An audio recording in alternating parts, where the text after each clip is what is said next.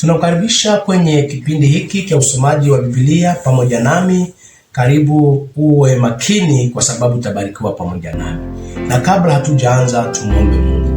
Bwana wetu Mungu mfalme unayetupenda, asante kwani umetuumba kwa mfano wako. Asante Kristo kwani umetuamsha salama. Tunatamani kujifunza neno lako, utafakari yaliyo ya mbinguni. Bwana uwe nasi pamoja na msikilizaji wetu huyu tangu mwanzo hadi mwisho, kwa jina la Yesu Kristo, amina.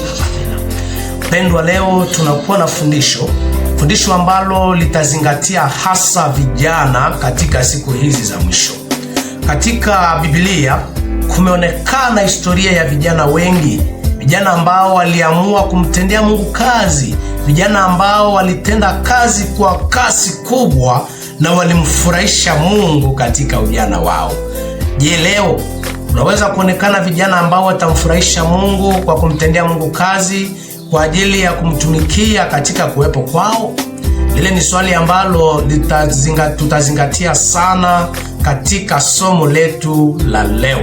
Leo tunakuwa na somo nzuri ambalo linasema maamuzi matatu kwa ajili ya ujana unaofaa. Kwa vitu vitatu ambavyo tunaenda kujifunza pamoja nawe, vitu ambavyo unaweza kuzingatia katika kuwepo kwako ili watu waseme kwamba hakika yule kijana ni mtu anayefaa mbele ya Mungu na mbele za watu.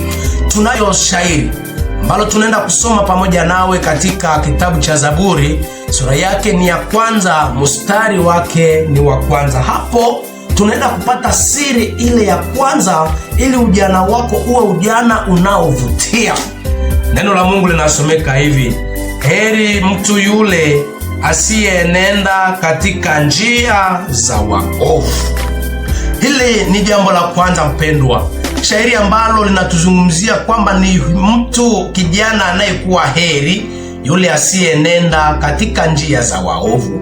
Mpendwa, kumekuwa vijana wengi ambao wameingia katika njia za waovu, ambao wameingia katika njia zisizofaa, na Biblia inasema kwamba ni heri yule mtu asiyenenda katika njia za waovu. Mpendwa, epukeni mvuto ambayo inaweza kukuepusha na lile ambalo naitwa hekima ya mbinguni. Mungu hawezi akadanganya mwanadamu.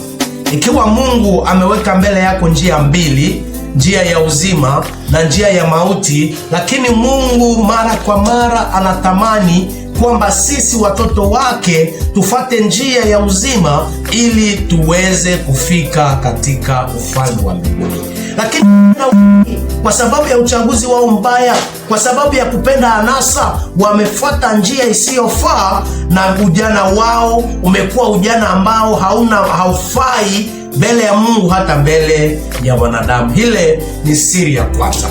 Siri ya pili, ili ujana wako uwe ujana ambao utavutia watu, ambao utapendeza Mungu, ujana ambao utapendeza wanadamu, amua kuchunga utakatifu wako.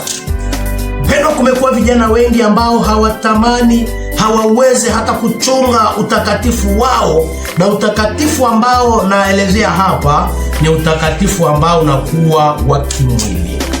Vijana wengi leo wameingia kwenye uasherati. Vijana wengi leo wameingia kwenye mambo isiyofaa, na ile inaharibisha ujana wao, na ile inaharibisha utu wao katika kuwepo kwao. Unapoenda kusoma katika kitabu cha Wakorintho, sura yake ni ya 6, mstari wake ni wa 19, neno la Mungu linasomeka: hamjui ya kwamba mwili yenu ni hekalu la Roho Mtakatifu?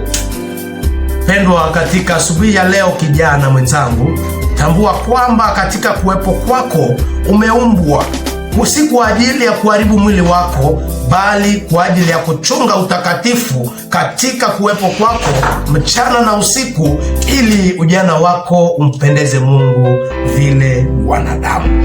Tambua kwamba unapokuwa mtu ambaye anajinyima, kujinyima sio kwamba umekosewa kitu fulani, lakini kujinyima ni kujikinga na kukinga mke wako na kukinga mahusiano yako pamoja na Mungu. Unapokuwa mtakatifu mpendwa, unakuwa na uhusiano bora na Mungu, unalinda uhusiano bora na mpenzi wako, yule yule ambaye Mungu anakuchagulia katika maisha yako. Kitu cha pili ni kuchunga utakatifu wako.